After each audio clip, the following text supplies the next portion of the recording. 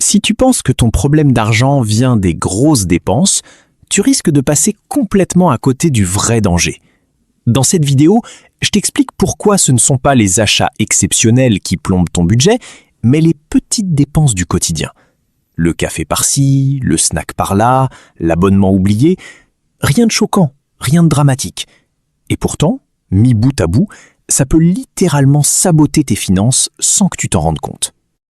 Le vrai piège aujourd'hui, c'est la dématérialisation. Plus de cash, plus de sensation de perte, tu payes avec une carte ou ton téléphone, et ton cerveau, lui, n'enregistre presque rien.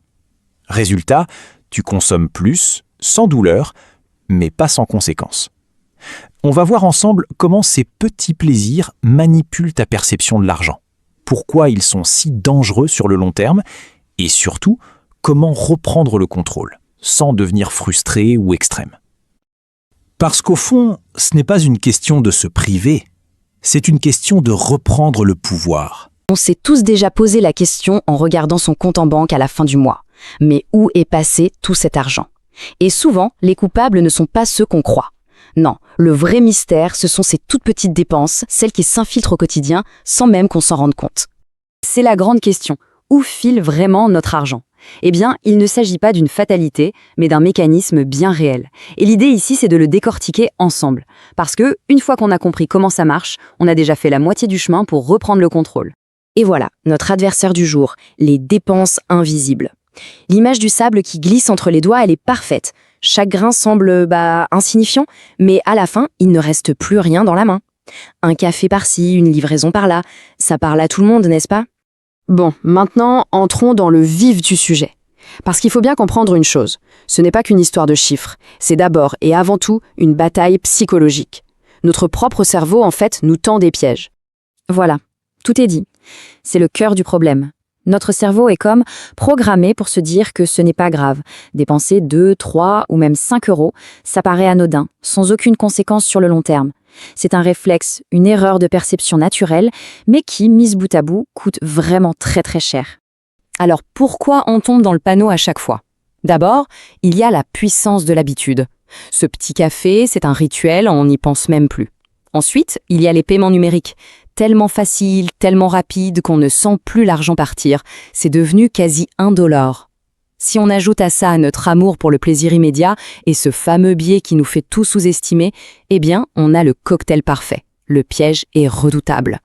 Ok, on a vu la psychologie. Maintenant, passons aux chiffres. C'est là que l'impact de ces fameux petits riens devient absolument vertigineux. 2 euros, le prix d'un café quoi ?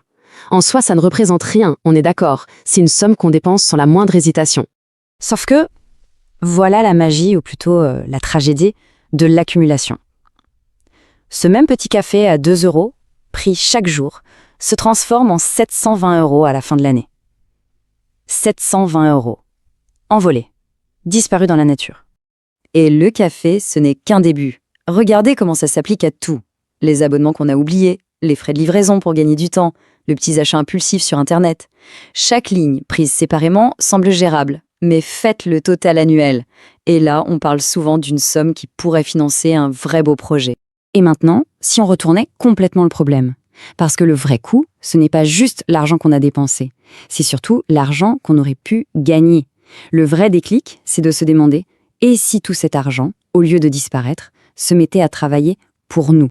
Et voilà le chiffre qui fait réfléchir. Ces 5 petits euros par jour, s'ils sont investis avec un rendement moyen, pourraient se transformer en plus de 90 000 euros en 30 ans. C'est ça, le véritable coût de nos petits riens. C'est un projet de vie, une mise de fonds pour un appartement, une sécurité financière, bref, un rêve. Alors, la question c'est comment on fait pour déjouer ce piège ? La bonne nouvelle, c'est qu'il y a des solutions concrètes. On va voir ensemble une stratégie claire, vraiment étape par étape, pour reprendre le pouvoir sur ces dépenses fantômes. Voici un plan d'action en 5 points clés. D'abord, le plus important, rendre l'invisible visible. On note tout, absolument chaque dépense. Ensuite, pas question de se priver. On budgétise les plaisirs. On se donne une enveloppe et on s'y tient. Troisième étape, cruciale. On automatise son épargne dès que le salaire tombe. On se paie en premier. Pensez aussi une fois par mois à faire le grand ménage dans les abonnements. Et enfin, une petite astuce psychologique. Pour certaines dépenses, on revient au cash. Payer avec des billets, ça nous reconnecte à la valeur réelle de l'argent. C'est une boîte à outils simple, mais incroyablement efficace. Et en appliquant ce genre de stratégie, on change complètement de perspective. Le but n'est plus de se priver, mais de faire des choix conscients, des choix éclairés. Au fond, chaque petite dépense, chaque jour, nous met face à ce choix fondamental. D'un côté, on a le plaisir immédiat, la satisfaction qui dure quelques minutes.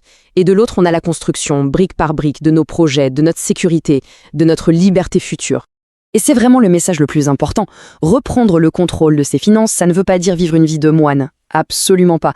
Ça veut juste dire décider, en pleine conscience, où chaque euro doit aller pour servir nos véritables objectifs, nos véritables ambitions. Au final, tout se résume à cette question. La réponse qu'on y apporte peut littéralement tout changer. Est-ce que chaque euro qui sort est juste une dépense qui s'envole, ou est-ce une brique de plus pour construire l'avenir qu'on désire vraiment ?